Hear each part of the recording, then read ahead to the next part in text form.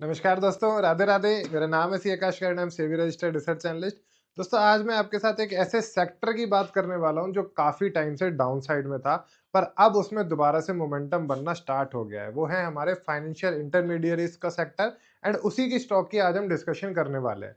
सबसे पहले डिस्कशन करेंगे कि न्यूज क्या आई थी, उसका इम्पैक्ट क्या आया एंड हमने उसके बारे में क्या डिस्कशन किया था। ठीक है, देखो, सबसे पहले दोस्तों फाइनेंशियली इंटरमीडिएट स्टॉक के ऊपर न्यूज आई थी कि गवर्नमेंट ने कल कहा था कि वो हमारे एफ एंड स्टॉक्स हैं उनको बंद करने की तरफ नहीं देख रही है। जितने भी स्टॉक थे जैसे आपका बीएससी हो गया, एंजल वन हो गया, इनमें हमें भारी गिरावट देखने को मिली थी, जिसके पीछे का रीजन सिर्फ ये था कि वो वीकली ऑप्शन को एफ एंड ट्रेडिंग को बंद करने की तरफ देख रहे थे। हर किसी के दिमाग में ये चीज सेट हो चुकी थी कि अब एफ एंड के ऊपर बहुत रेगुलेशन आने वाले हैं, एफ एंड बंद हो सकता है।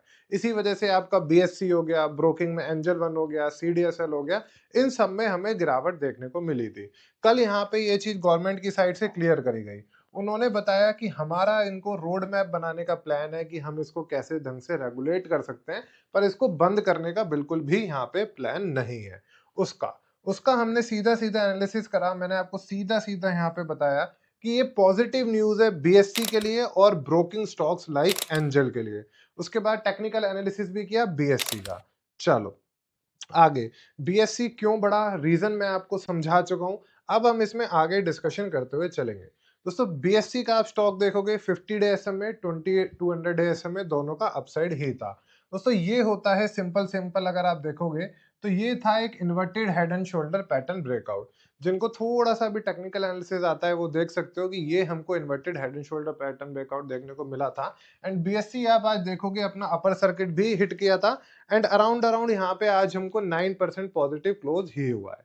ओके, आगे बात कर लेते हैं अब बीएससी में आगे मुझे क्या लग रहा है। देखो दोस्तों, न्यूज बहुत पॉजिटिव है, स्टॉक ऑलरेडी 10% रिएक्ट कर चुका है, पर अब आगे हम देखेंगे कि हमें यहाँ पे आगे क्या देखने को मिलेगा।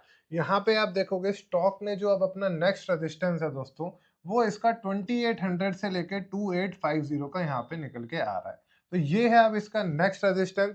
इसके बाद ये भी क्रॉस होता है तो हम इसके ऑल टाइम हाई के लिए रेडी हो रहे हैं। इसके कुछ दिन बाद रिजल्ट्स भी आने वाले हैं। तो एक चीज को हम यहाँ पे ध्यान रखेंगे, क्योंकि ऑप्शन ट्रेडिंग के ऊपर इसमें नेक्स्ट क्वार्टर में जो है काफी चीजें हमें देखने को ऑलरेडी मिली हैं, वॉल्यूम थोड़े बहुत डाउन गए हैं, तो इसका रिजल्ट हो सकता है थोड़ा हिला डुला आए। बीएससी पे हम नजर बना के रखेंगे जैसे हम बाकी स्टॉक्स पे नजर बना के रखे हुए हैं, तो उसका एनालिसिस भी मैं आपके साथ करता हुआ चलूंगा। बाकी बीएससी काफी लोगों के पोर्टफोलियो में था, इसी वजह से हमने इसका एनालाइज कर लिया।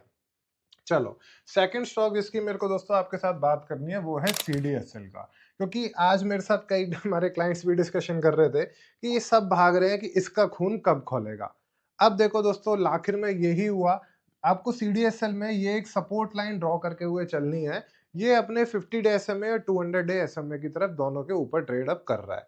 इसका आपको जो रेजिस्टेंस है वो नोट कर लेना है। इसका हमारा रेजिस्टेंस है 1650 का, टू बी स्पेसिफिक आप नोट कर सकते हो 1660 का।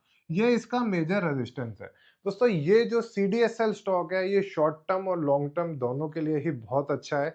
अभी हो क्या रहा है इनकी, वैसे तो आप देखोगे इनकी आईपीओ इनकम जो होती है, आप सीडीएसएल का रेवेन्यू चेक करोगे, मैं उसका ट्राई करूंगा स्क्रीनशॉट भी लगाने का, आईपीओ इनकम वैसे इनकी काफी कम ही होती है।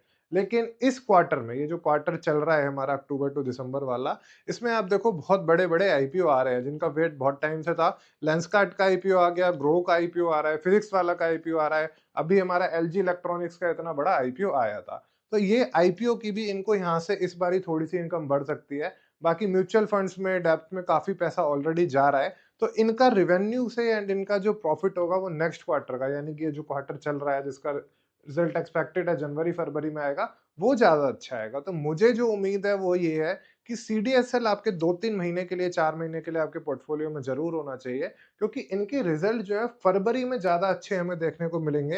एंड वहां से ही मुझे लग रहा है कि उसके बाद ज्यादा तेजी दिखाता हुआ बनेगा।